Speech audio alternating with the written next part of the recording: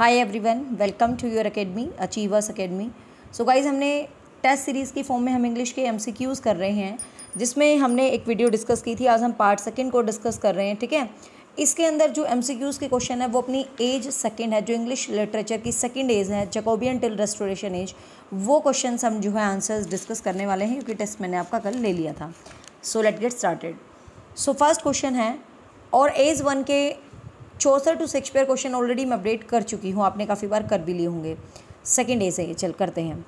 A civil war was broke out in England between the king and the parliament. तो आपको पता है king और पार्लियामेंट, ये जो जैकोबियन एरा था, ये स्टार्टिंग ही कुछ ऐसी थी कि जो सिविल जो पीपल्स थे और जो किंग लोग थे उनके बीच, मतलब एक तरह से पार्लियामेंट था, एक तरह से मोनार्की वाला सिस्टम था, और इन दोनों के बीच वॉर चल रहा था।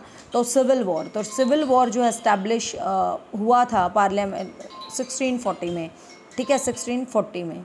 नेक्स्ट है, who among the following is not one of the religious poets of Jacobean period. कि कौन सा जैकोबियन एरा का रिलीजियस पोइट नहीं था, मतलब बाकी तो रिलीजन से रिलेट करते थे, but he is the poet जो रिलीजन के बारे में नहीं लिखते थे। तो आपको पता है हेनरी वैक्यूम लिखते थे भाई, जॉर्ज हर्बर्ट तो बहुत लिखते थे, वो टेम्पल वाला जो है स्टेप टू टेम्पल कितना फेमस है, और क्रैशो भी लिखते थे। लेकिन अब्राहम कोयले कोई भी रिलीजियस फॉर्म में इन्होंने किसी भी टाइप का वर्क नहीं लिखा, तो आंसर रहेगा 4 अब्राहम कोयले। नेक्स्ट है, who try to give a glimpse of the underworld of London is the honest whore. तो किसने, मतलब जो लंदन का जो सोसाइटी थी अंडर वर्ल्ड, उसका जो है एक ग्लिम्पस दिया, मतलब एक झलक दी अपने वर्क्स में, तो वो किसने दी थी भाई? तो थॉमस डैकर। ठीक है, Thomas Dekker, the honest whore by Thomas Dekker. Areopagitica सबको पता है भाई, किसके द्वारा लिखी गई है? Very very very important, that is written by Milton. So Areopagitica तो काफ़ी फेमस बुक है, you all know about by the Milton, John Milton की है, जिसमें इसने अपनी पॉलिटिकल इश्यूज़ को जो है डिस्क्राइब किया है। नेक्स्ट है, the restoration period is said to be how started from. जो रेस्टोरेशन एरा है वो किस टाइम से स्टार्ट माना जाता है? तो 1660 से। आपको पता, चार्ल्स सेकंड जब फ्रांस से वापस आते हैं, रिस्टोर होते हैं, dates why the age is called restoration age, तो 1660। नेक्स्ट है, the unfinished work of Ben Jonson. The unfinished work of Ben Jonson is P.B. Shelley, Sad Shepherds, John Donne and Matthew Arnold. The unfinished work of, तो that is Sad Shepherd। बाकी तो दिख ही रहा है, writers के नाम है, note the name of the works. Next है Paradise Lost, you all know well, 12 books Paradise Lost के अंदर हैं। पैराडाइज लोस्ट का डिटेल वीडियो मैंने अपलोड कर रखा है। नेक्स्ट है सिंजेनस इज़े, तो ये भी काफ़ी इंपॉर्टेंट है, ये एक ट्रेजिडी है। ठीक है, तो ट्रेजिक वर्क है। नेक्स्ट है Milton commerce is an example of that type of drama which is called, ये बहुत बार एग्जाम में पूछा गया है। जॉन मिल्टन का जो कॉमर्स है ये एक मास्क है। ठीक है ना, मास्क आपको मैंने बताया था पढ़ाते टाइम, मास्क क्या होते हैं, जैसे काइंड ऑफ ड्रामा होते हैं, लेकिन वो बहुत अच्छे तरीके से उनकी जो कहते हैं ना शान व शौकत के साथ, मतलब उनका जो स्टेज है वो बहुत भव्य तरीके से सजाया जाता है, राजा रानी के लिए प्रेजेंट किए जाते थे स्पेशल। ठीक है, तो वो तो एक कॉमर्स तो बहुत बार एग्जाम में पूछा गया, कई बार सीधा क्वेश्चन आया, कॉमर्स इज वर्क बाय, तो you just remember John Milton. Next है, the term metaphysical is connected with the John Donne's poetry was first use. ये क्वेश्चन हम मेटाफिजिकल पोइट्री को तो काफ़ी डीप में पढ़ ही चुके हैं, तो आपको पता होगा मेटाफिजिकल जो वर्ड है, मतलब जॉन डन के लिए सबसे पहले ड्राइडन ने यूज़ किया था। ठीक है, तो ड्राइडन ने यूज़ किया था, ध्यान रखना। नेक्स्ट है, who celebrated Cromwell's return through an ode. Cromwell जब रिटर्न हुए थे, आपको ये इसका हिस्टोरिकल जब मैंने बैकग्राउंड पढ़ाया था तो मैंने आपको बता दिया था कि क्रोमवेल रिटर्न हुए तो उस चीज़ को एक ऑड के रूप में एंड्रयू मार्वल ने लिखा था, मतलब एज ऑड के फॉर्म में लिखा था, और इसकी क्रोमवेल की रिटर्न को सेलिब्रेट किया गया था। तो Andrew Marvell is the answer of this particular question. Next है, who has written an ode for Ben Jonson. Ben Jonson के लिए ऑड किसने लिखा था? तो ऑड लिखा था जॉनसन के ऊपर, किसने लिखा था भाई? जॉनसन के ऊपर एंड्रयू मॉर्वल ने लिखा था। ठीक है, नेक्स्ट है, what is the meaning of L Allegro. आपको पता है एल एलिग्रो एंड एल पेंसिरो, ये पोएम्स हैं दोनों जॉन मिल्टन की। ठीक है, तो ये मिल्टन की पोइट्री हैं। L Allegro means a happy man, और एल पेंसिरो जो दूसरा वर्ड आता है इट मीन्स ए मेलंकली या सैड टाइप ऑफ। ठीक है, नेक्स्ट है, the witch and game and the chess is the last place of. The witch and game at the chess are the last place, किसका जो है last play था? तो ये मिडल्टन का था। ठीक है, जॉन मिडल्टन का लास्ट प्ले था, the witch and the game of the chess. Next है, Hudibras, everybody knows Samuel Butler. ठीक है, Hudibras is a famous work by Samuel Butler. Next है poetry in the restoration period was predominantly, मतलब predomination क्या dominate था restoration period में जो poetry थी। तो जो रेस्टोरेशन पीरियड था उसमें जो पोइट्री थी उसमें सेंटिमेंटल फिलोसफी तो थी ही नहीं, लिरिकल भी बहुत कम था, सटायर था मतलब, और मतलब सटायर के साथ एक शो ऑफ भी था, एक सोसाइटी मतलब एक यूं ही शो ऑफ टाइप में, और किसी के लिए इंटरव्यूज़ क्रिएट करना, एक्स्ट्रा मैरिटल अफेयर, ये सब थीम भी रेस्टोरेशन में रही हैं, सटायर भी रहा है। तो 3 ऑप्शन है इसमें। नेक्स्ट है Absalom and Achitophel and MacFlecknoe is a best satire by everybody knows that is no need to give the answer. Comment box में इसका आंसर लिख के बताना, क्योंकि बहुत ही आसान क्वेश्चन है Absalom and अकीटोफल।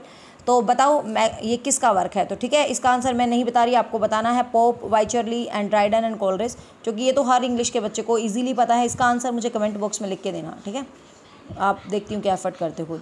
Dryden wrote an elegy on the death of Cromwell, choose the correct title. Dryden ने क्रोमवेल की डेथ के ऊपर एक एलेजी लिखी थी, तो आपका उसका करेक्ट टाइटल आपको बताना है। ट्रिब्यूट टू क्रोमवेल नहीं था, ए रिक्यूम ऑफ डेथ ऑफ नहीं था, लेमेंटेशंस ऑफ डेथ ऑफ नहीं था, हीरोइक स्टेंजाज ऑन द, ये था heroic stanzas on the death of Cromwell. तो आंसर रहेगा 4, ठीक है, आंसर रहेगा 4। नेक्स्ट है what kind of elegy is Lycidas, तो everybody knows that is a pastoral elegy, ठीक है, ये भी बहुत ज़्यादा फेमस है, Lycidas is pastoral elegy. Next है a valediction forbidding mourning is composed by, तो दीज ये पोएम है बहुत फेमस जॉन डन की, ठीक है, जॉन डन की पोएम्स। आई थिंक ये एक क्वेश्चन हमारी वीडियो क्लास में से हैं, कोई भी मुझे लग नहीं रहा आपको ये टेस्ट मुश्किल लगा होगा, ठीक है। नेक्स्ट है question number 21, Congreve achieved immediate success with his first plays. Congreve का मतलब कौन सा प्ले था जिसको उनको बहुत ज़्यादा सक्सेस मिली थी, तो सबको पता है the way of the World is the most famous play by William, क्या है ये, विलियम कॉन्ग्रीव, ठीक है, वे ऑफ द वर्ल्ड, जिसमें मीलामेंट और मीराबेल वाली स्टोरी थी। तो काफ़ी मतलब ये प्ले बहुत फेमस हुआ था, मतलब इसने बहुत पॉपुलैरिटी दिलवाई थी विलियम कॉन्ग्रीव को। नेक्स्ट है Mrs Millamant and Mirabell's are the famous characters of the way of the world, ठीक है। Millamant is a heroine and Mirabell is a hero of this particular play. Lady Wishfort जो इनकी aunty वगैरह थी। Next है which of the following poem of Herbert is consider a predecessor of the Bunyan's Pilgrim's Progress, तो Herbert की कौन सी poem है जिसको बनियन की पिलग्रिम प्रोसेस का प्रिसीडर माना जाता है, तो कौन सी पोएम है भाई, द पिलग्रिमेज, ठीक है, the pilgrimage, PILGRIMAZE, very very important question है, स्टार लगा लो, आ सकता है। How is the George Herbert poetry describe, कि जॉर्ज हर्बर्ट की पोइट्री है उसमें क्या चीज़ का डिस्क्रिप्शंस है। सेरेनेंस एंड क्विट, बोस्टोरियस, रिवोल्ट, ना तो रिवोल्ट है ना वो, मतलब आपको पता है धार्मिक टाइप की है, तो शेरेनीज एंड क्विट ये जो है इनकी थीम रही है इनकी पोइट्री की जो इन्होंने डिस्कस की है। Next who is the author of the temple, ये ध्यान रखना, who is the author of the temple, तो द टेम्पल के ऑथर हैं जॉर्ज हर्बर्ट, ठीक है, द टेम्पल के ऑथर हैं जॉर्ज हर्बर्ट। नेक्स्ट है the elegy in praise of John Donne was written by, John Donne की प्रेज में एक एलेजी लिखी थी, तो वो किसने लिखी थी भाई, जॉन डन की प्रेज में, that is written by Thomas Carew. Next है अब्राहम कोयले ने भी लिखी थी, बट फेमस है थॉमस कैरो, जिसका मतलब इसने टाइटल दिया था the elegy in the praise of John Donne. Next है stone wall don't a prison make nor iron bars is a cage, very very very good lines, कि ये जो लाइन्स हैं ये किसकी वर्क में देखने को मिली थी। स्टोन वॉल्स डोंट प्रिजन्स, जो स्टोन की वॉल्स होती हैं, don't a prison make and NOR A iron bar is a case, मतलब कहते हैं ना मन की होती है, ना तो भैया आपको कोई दीवारें आपको बांध सकती, ना ही कोई लोहे की वो, लेकिन मन होता है, मतलब माइंड होता है। तो ये रिचर्ड लवलेस की जो है फेमस लाइन्स है। नेक्स्ट है what could be another name of renaissance, renaissance का दूसरा नाम क्या था, तो रेनेसांस का दूसरा नाम था the new learning, the new learning is the name of renaissance. Next who wrote the biography of John done, तो जॉन डन की जो बायोग्राफी है वो लिखी थी इज़ाक वॉल्टन ने, ये क्वेश्चन भी कई बार एग्जाम्स में पूछा जा चुका है। जॉन डन की जो बायोग्राफी है वो लिखी थी इज़ाक वॉल्टन ने। John Donne is a metaphysical poet, बहुत फेमस है। नेक्स्ट है doctor Johnson's began his lives of the poet, तो आपको पता है लाइव्स ऑफ द पोइट में ही स्टार्टिंग में ये सब पोइट्स के बारे में जो है बात की गई थी। तो लाइव्स ऑफ द पोइट में बिगिंस मतलब किस पोइट से स्टार्ट की थी इसने, अपने काफ़ी पोइट्स की बात की थी और लाइफ ऑफ द पोइट में इसने ड्राइडन के बारे में ये वर्ड बोले थे मेटाफिजिकल वाले, ठीक है, लेकिन फिर बाद में ड्राइडन ने कहा नहीं मेटाफिजिकल तो जॉन डन है। तो ये काफ़ी फेमस वर्क है the lives of the poet, कई बार पूछा भी जाता है किसने लिखा है, डॉक्टर जॉनसन ने लिखा है। और बिगिंस स्टार्ट किया है किससे, अब्राहिम कोयले से, ठीक है। तो इस वर्क को जो इन्होंने स्टार्ट किया था वो स्टार्टअप किया था अब्राहिम कोयले से, इन्होंने जो है स्टार्ट किया था, ध्यान रखना। नेक्स्ट है मिल्टन वॉज बॉर्न इज, तो 1608 आई थिंक, हाँ मिल्टन का जन्म हुआ था 1608 में। What do L'Allegro and Il Penseroso means, तो happy man and the sad man respectively आपको पता है। हैप्पी मैन मतलब cheerful man and pensive man B and C respectively, ठीक है। एल एलिग्रो मीन्स होता है चीयरफुल पर्सन और एल पेंसिरो मीन्स होता है पैसिव पर्सन, ठीक है, तो B and C respectively. How was the John Donne when Elizabeth die, how old was the John done, John Donne का एज पूछा गया है जब एलिजाबेथ की डेथ हुई थी, तो जॉन डन का क्या एज था, तो जॉन डन वॉज 28 ईयर्स, ठीक है, 28 साल के थे जॉन डन। नेक्स्ट है Milton Comus is already we have discuss as a masque. What is Samson's Agonistes written by the John Milton, तो ये भी बहुत बार एग्जाम में पूछा गया है भाई। ये जॉन मिल्टन का एक बहुत ही बढ़िया एपिकल टाइप का वर्क था, ठीक है ना। तो ये काफ़ी इंपॉर्टेंट है, मतलब ट्रेजेडी टाइप है ये और एपिक फॉर्म में माना जाएगा ना, क्योंकि ना ये बैलेड है ना पोएटिक प्ले है, तो ना एलजी है, तो एपिक फॉर्म में इसको माना जाएगा क्योंकि ट्रेजेडी टाइप है। How many sonnets did Milton right in all, Milton ने टोटल कितने सोनेट्स लिखे थे, तो मिल्टन ने 19 सोनेट्स लिखे थे, ठीक है। जॉन मिल्टन ने टोटल 19 सोनेट्स को जो है डिस्क्राइब किया था जॉन मिल्टन ने। Who called Milton the mighty mouthed inverter of the harmonies, अब कुछ बच्चे कहते हैं मैम स्टेटमेंट्स का क्या करें, बाकी तो आप पढ़ाते हो हमें सब चीज़ें याद हो जाती हैं, बट ये स्टेटमेंट्स नहीं याद होती, बहुत सारी हैं। अब देखो स्टेटमेंट्स का तो भाई कोई शॉर्टकट नहीं होता और ना ही हम अनलिमिटेड याद कर सकते हैं, बट इंपॉर्टेंट कोटेशंस जो हम पढ़ते हैं पढ़ाते हैं बस उनको रीड आउट कर सकते हैं, जो पेपर में आती हैं उनको ध्यान रखो।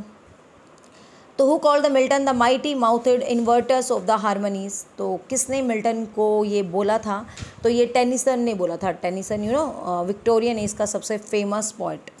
विच book of Paradise Lost begins with an invocation of the light, Paradise Lost की कौन सी बुक है जो इन्वोकेशन के साथ शुरू होती है, तो that is book 3rd। Paradise lost से स्क्रीनिंग के एग्जाम में टीजीटी में बहुत सारे क्वेश्चन आए थे और काफ़ी इंपॉर्टेंट है पैराडाइज लॉस्ट।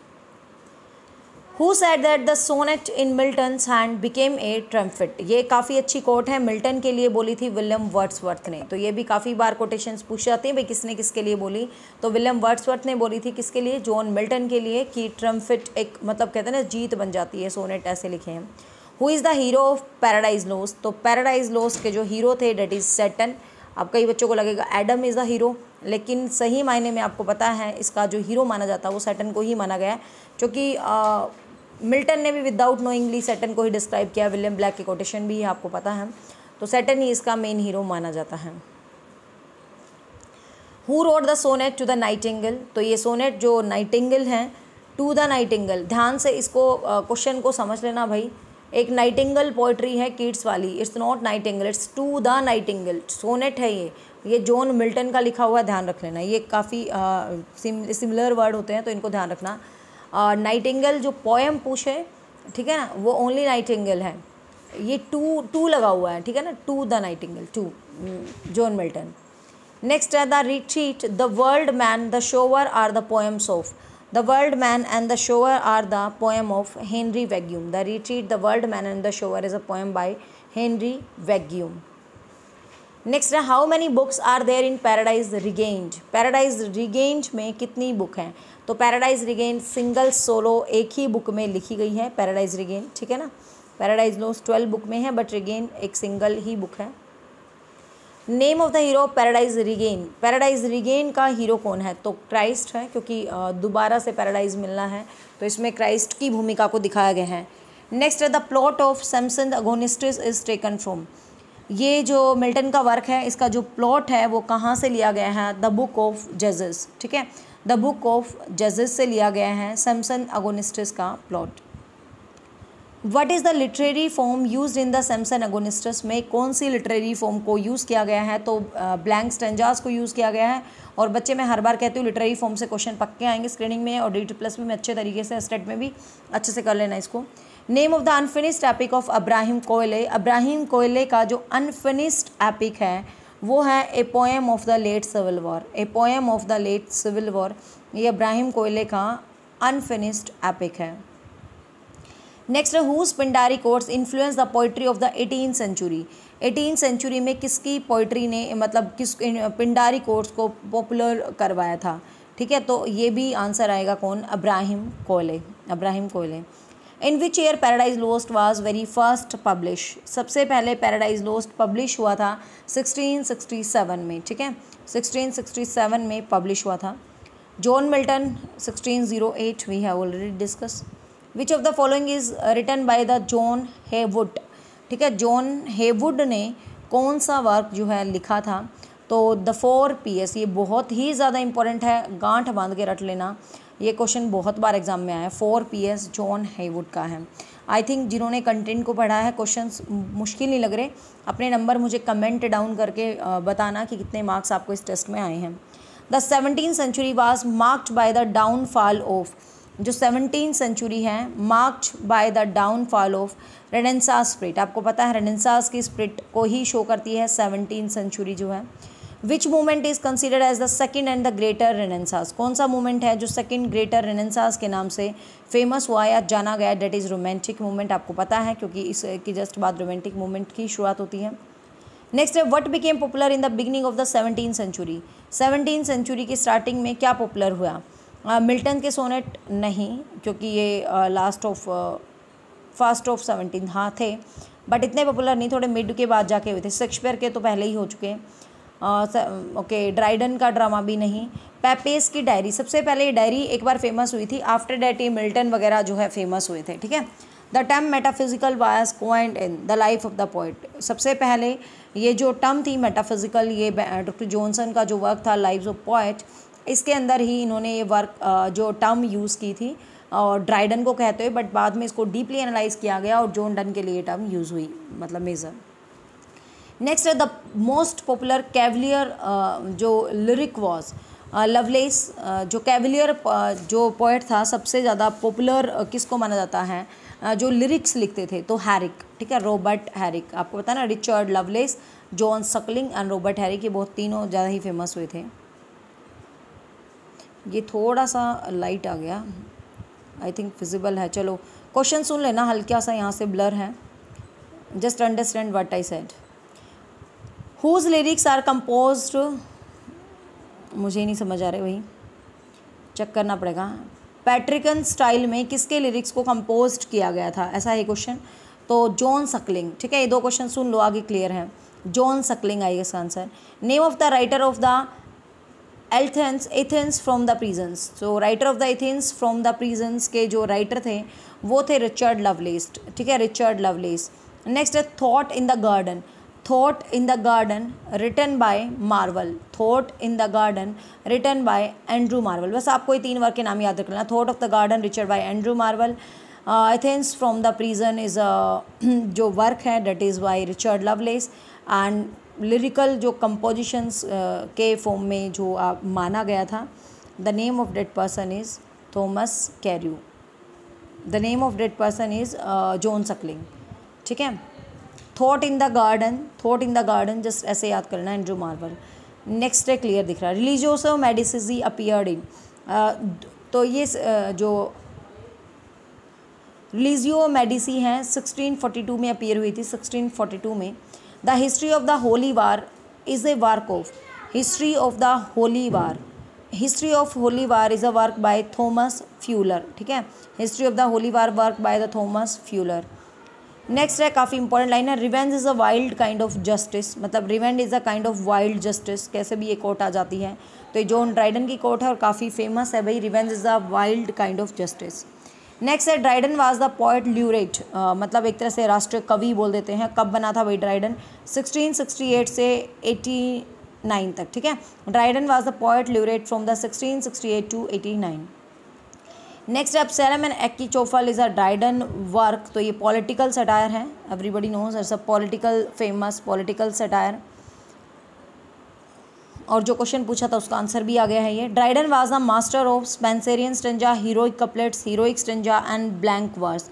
तो ड्राइडन जो है हीरोइक कपलेट्स के मास्टर थे। कपलेट्स मतलब 2 lines. The hind and the panther, the hind and the panther of John Dryden, John Dryden का वर्क है हिंद एंड पैंथर। ये एक डेडिकेटेड पोएम है, मतलब तो इट्स अ डेडिकेटेड पोएम, ठीक है, हिंद एंड पैंथर जो जॉन ड्राइडन ने। बेसिकली ये टाइटल याद रख लेना, पूछ लिया जाता कई बार। ड्राइडन अलेक्जेंडर फीस्ट, ड्राइडन का वर्क है Alexander feast, is as known as the excellence. तो ये किस मतलब बात के लिए ज़्यादा फेमस है माना जाता है, तो ये पिंडारी कोड है, मतलब पिंडार जो स्टार्टिंग में कवि थे, मतलब उनकी एक नकल नहीं कहोगे आप, मतलब उनसे सीख के उसी के स्टाइल में लिखा हुआ। When was the revival ladies written by Dryden, ठीक है, rival ladies sorry written by the Dryden. तो ड्राइडन ने ये वर्क किस ईयर में लिखा था, तो आंसर रहेगा 1663, ठीक है। When was the John Dryden born, John Dryden का जन्म कब हुआ था, 1631, 1631 में।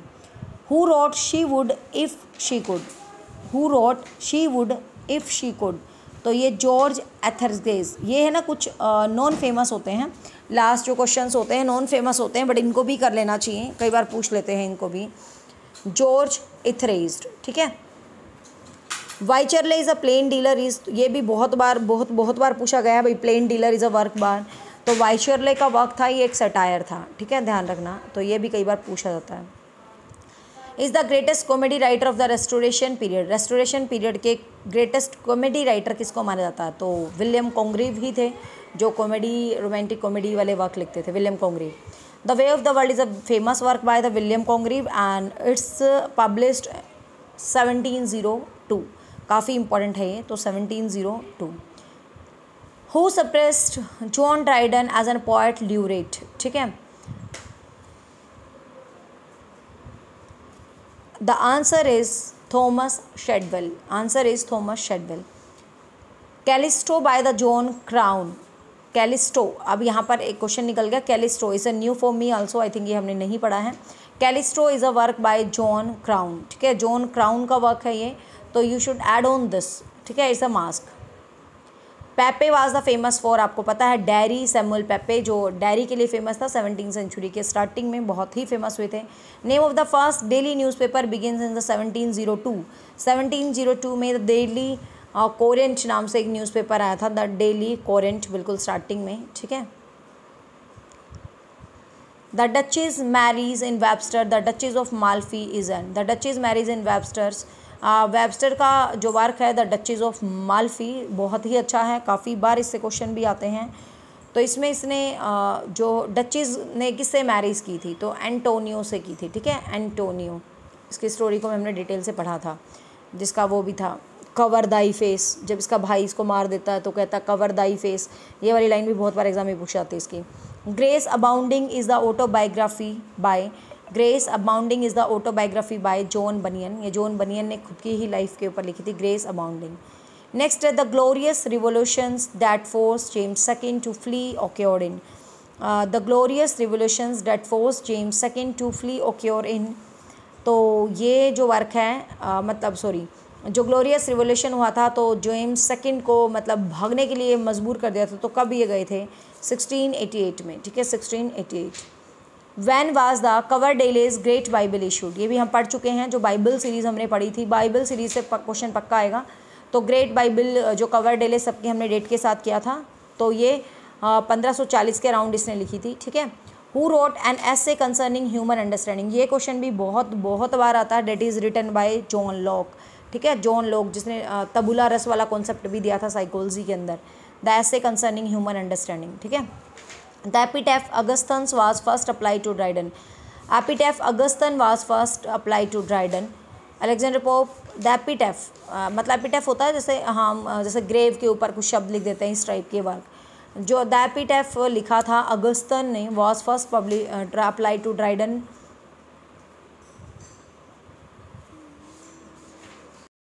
Okay, this is the question. The epitaph Augustan is a complete name. ये जो वर्क है ये ड्राइडन ने किसके लिए लिखा था, ठीक है, दिस इज़ द क्वेश्चन। तो किसके लिए अप्लाई किया था ये जो वर्क है, डॉक्टर जॉनसन, ठीक है। बाकी मैं इस क्वेश्चन को लेके 100% श्योर नहीं हूँ, I will check it again. Next the new classical writers were mainly concern with, जो न्यू क्लासिकल थे, न्यू क्लासिकल जो एज आ गई थी जिसमें क्लासिज्म और न्यू के बीच का सीरीज़ था, तो इसमें जो ह्यूमन नेचर से ज़्यादा रिलेटेड थे, ठीक है ना, love, beauty and art, human nature. Thomas Rymer was a novelist, critic, poet and none of these. तो लास्ट ऑफ जैकोबियन में जो थॉमस राइमर आते हैं ये बहुत फेमस क्रिटिक के रूप में आते हैं, तो क्रिटिक आएगा भाई Thomas Rymer. Matthew Arnold consider pop A classical, is it right? Matthew Arnold ने पॉप को एक क्लासिकल राइटर की फॉर्म में लिया था, क्या ये बात बिल्कुल सही है? Yes, it's quite okay, yes ये सही है।